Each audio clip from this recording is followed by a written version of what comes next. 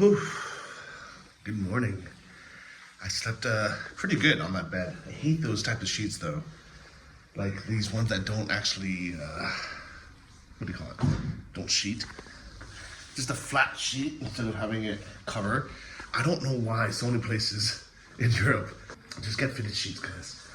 Anyways, the reason why I'm dressed so warmly is because it's cold outside.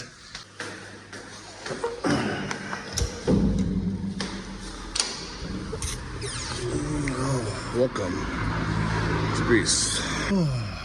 It's my first morning back in Europe. I know you went back last night to Denmark where it's freezing cold, but here it's 16, which in Fahrenheit is, still pretty cold. And definitely twice as cold as I'm used to for the last 4 months. So this is the first time I put on a jacket or this sweatshirt. I was gonna go across the street to this supermarket, but it doesn't look like it's even open yet. Oh God, I forgot I was in Europe. It's 8:15 a.m. I was like, why would they not be open yet? Like, are Greek people really that lazy where they don't open a supermarket? But it's because it's Sunday and everything's closed on Sundays. But thank God, I think this bakery might be open, so. You know what I'm gonna do instead? I'm gonna go upstairs, grab my laptop, maybe come to one of these bakeries, get some coffee, do some work. Pretty good Sunday plan, right? Though I'm not sure if any of them actually have Wi-Fi, but we'll see. Well, this is gonna be a day in life in Athens, Greece. Okay, round two. Let's try this again. I actually took the jacket off because it seemed a little bit unnecessarily warm. I wanted to feel the crispness of the spring air here in Europe. And I don't have to walk far to get coffee because Jeff's next door. Il Toto. Let's see if there's anywhere to actually sit though. Let's see how this is. Hello. So I ordered an Americano. Let's see how it is here. What's over here? That's this guy. Everyone's smoking, unfortunately. All right. The download speed's really good. The only problem is everybody's smoking here. I think it's the Greek breakfast, coffee and a cigarette. Let's check out this upload speed. Nah, not very good, but passable. Second most, maybe, yeah, second most important test of the day. It's fucking loud motorcycles in the morning, like fixed up exhaust. It's really annoying. I don't know if it's broken or they did it on purpose because they think it's cool. It's really annoying. But the bells are playing now, if you guys can hear.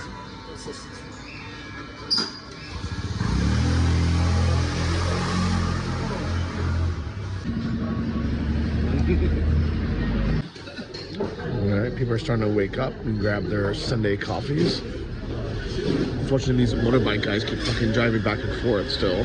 Just to, I don't know, get cigarettes or show off, who knows. Alright, well, it's nice spending an hour just checking some emails, catching up with some messages, having a little coffee. I think I'm gonna make that part of my daily routine over there. But I was really hoping to go to the supermarket, be able to stay home and cook today. Just have a chill day, but nothing's open. If you've never been to Europe, a lot of places, a lot of cities, a lot of countries just close everything, including supermarkets on Sundays. I would never get used to that as an American, where we are so privileged or so used to just everything always working. Like if you ever need to buy something, if you ever want to spend money, America's the place to do it. The best place in the world for buying stuff. Like hands down, I've been everywhere in the world. America is the best consumer nation in the world. Whether that's a good thing or a bad thing. You can buy anything in any size, any quantity, any time of the day. You can get things delivered within like a few hours or a day, overnight, from Amazon. You can buy things in giant bulk. It's just a consumer-friendly country. Luckily, there's this little corner store that looks like it's open, so this is gonna have to do. Thank you, migrants.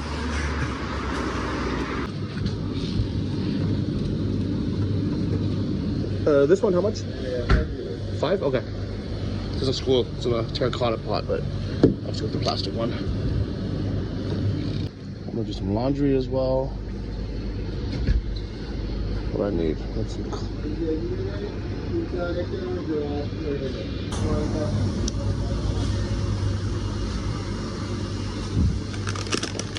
Some chips.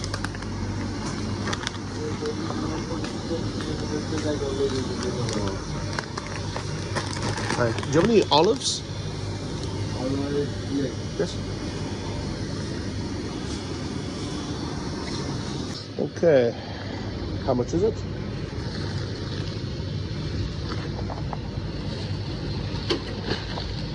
Okay. Alright, just bought all these groceries for about 20 bucks. 17 euros, 20 cents. Thank God for all these immigrant shops just to be around when everyone else wants to close. So I just got home and unpacked. See what $20 gets. It's about 17.5 euros.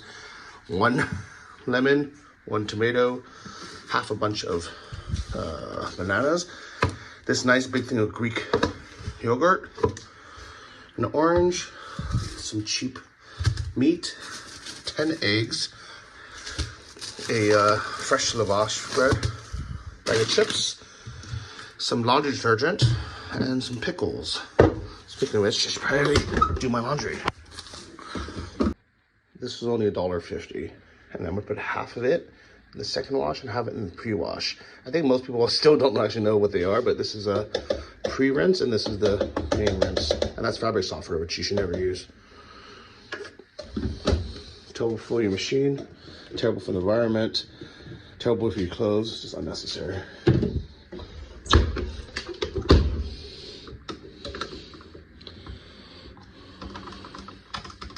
I love these European washers though. So convenient in your kitchen. Growing up in San Francisco, we had a laundry room down in the garage.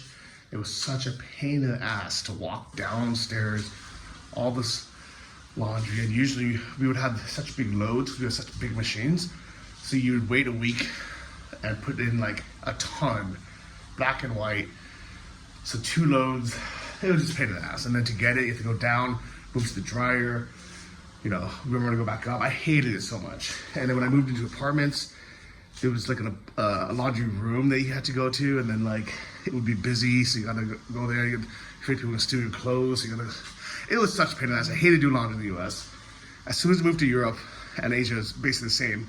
We have these little mini units that only do up to 7 or kilos or so, which is like 15 pounds. It's not that much laundry. It's like enough for one person for, let's say, a week.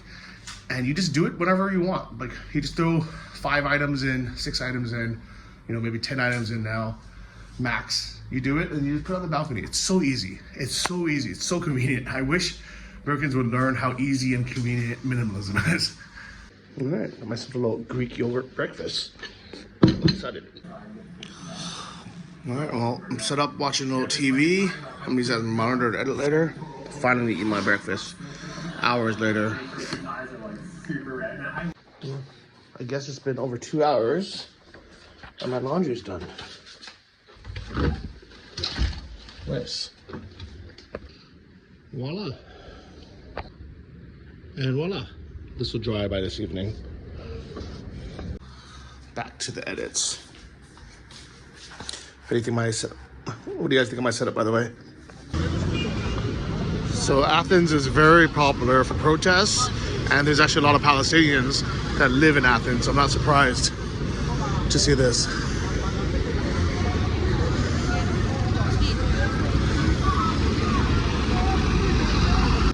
A lot of times they turn into riots though, so there's always police present.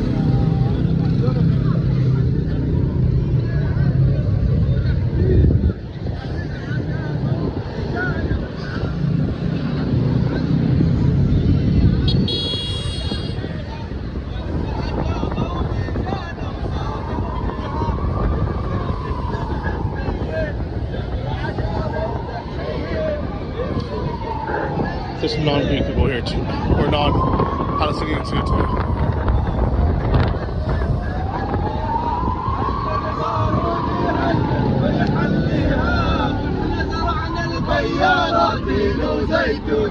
عجال القمح علينا بيتر ليمون ونحن زرعنا البيار.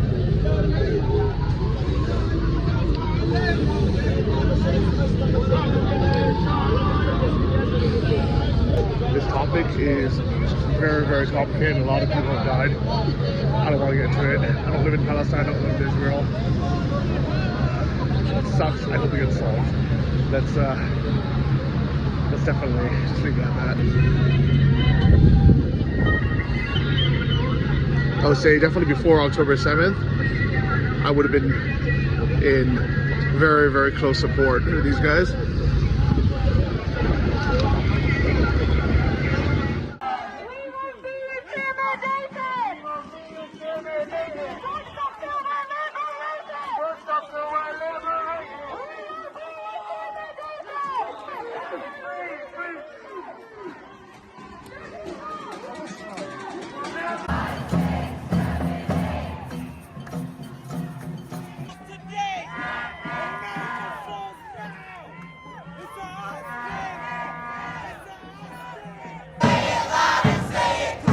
There were more angry protests at Columbia University today after police cleared out a pro-Palestine tent city on the elite college campus. Overnight, the Israeli military, in fact, has carried out wide military attacks from air and land as well in many areas in the territory, but one of the bloodiest was carried out in Rafah district here in the southern part of the Gaza Strip, where at least 8 Palestinians have been reported killed, including 5 children. The early hours of today's morning, as a part of their ongoing security and intelligence gathering information on the ground. But clearly we have been recording more airstrikes across many areas as well in the Gaza Strip, including Al-Mughraqa and Deir al-Balah area, which these 2 towns have been witnessing. And at least 2 Palestinians were killed by Israeli settlers on a rampage in the West Bank near Ramallah. The assault on Palestinians by Israeli settlers began last week on Friday, mere hours after a 14-year-old sheep herder named Binyamin Akamar left a settler outpost and didn't return. He was tragically later found dead. I don't think Benjamin Netanyahu or Hamas should be in power. I think this is the first step towards peace, but it's a very complicated subject. It's not black and white. So here is Friday night in Athens, in the center. It's so different than in those other areas. This is actually what you expect Athens to be as a tourist when you come. It's beautiful, it's nice, but definitely very different than the rest of Athens. Oh, this is that place we had where we almost had dessert. I'm glad we didn't though. Maybe if I had a kid. It's kind of like a nice little wonderland though.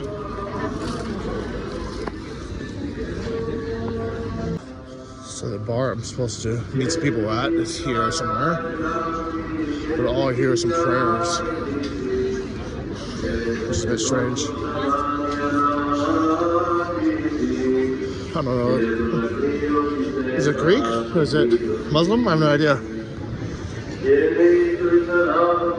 Where's it even coming from? Maybe there's a mosque nearby or a church nearby or something. Anyways, here's the bar. I think this is the group. It's like a Athens meetup group or something. Is it them? So, guys, ever since the first day of arriving, I thought my internet wasn't working because I'm roaming from Vodafone. But when my credit card wasn't going through here, she was like, oh, it's pretty normal. It's hard to get a connection sometimes. And we were talking and I realized Athens just hasn't upgraded their infrastructure for their cell service, and more people have smartphones, and internet is just terrible for cellular. It's crazy. Like, I genuinely just assumed it was my fault because I'm roaming on Vodafone, but she says it's everybody. Like, just like randomly they don't have internet, or it's really, really slow.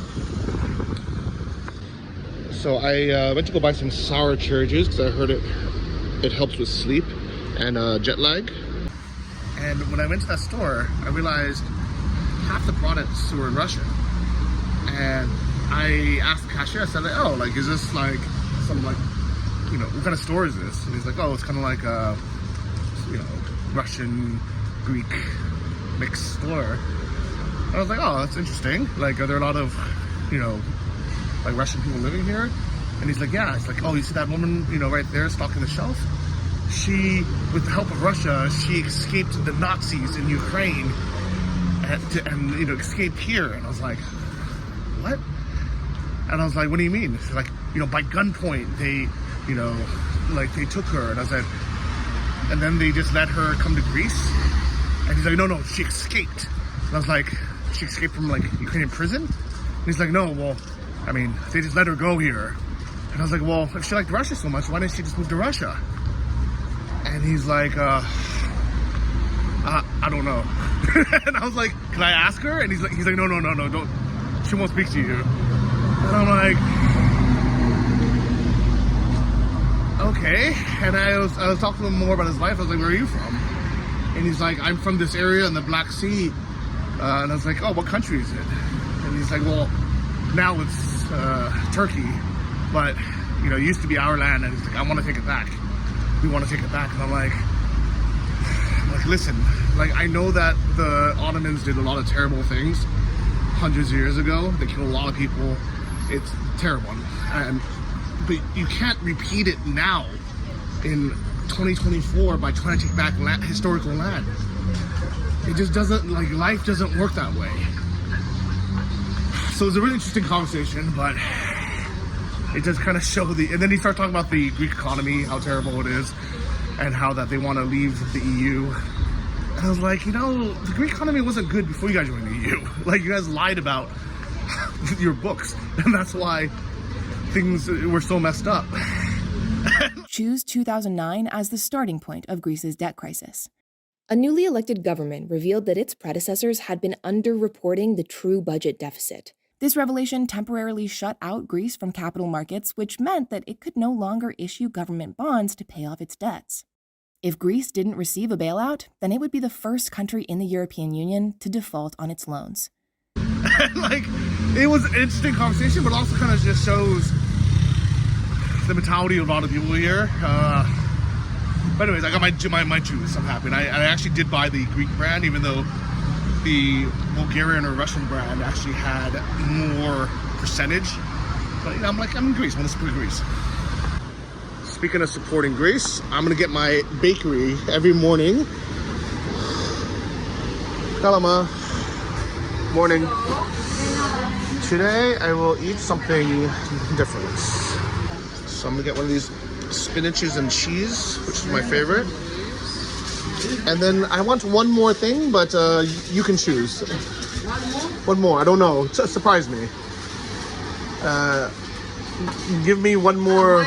Your choice. I trust you. Which one?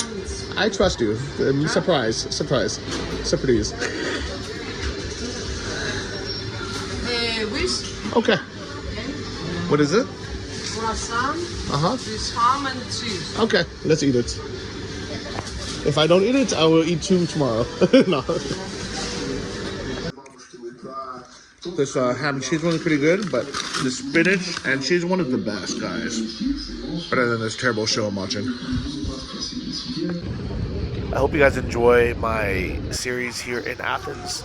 If you've seen my prior videos, and as you'll see upcoming, I kind of have a love-hate relationship with Athens. It's a very complicated society, very complicated city, with lots of pros and cons. Δουλεύω 6ωρο, 6ήμερο, αμείβομαι με τον κατώτατο, θεωρούμε μια απασχόληση, 605 καθαρά.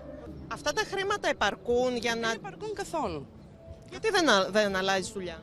Δεν είναι εύκολο να βρεις δουλειά. For some workers, obtaining remuneration for extra work is a lengthy and complicated process. As one of the poorest countries in the EU, they have a really tough situation where the wages are very low, but prices are getting high due to inflation.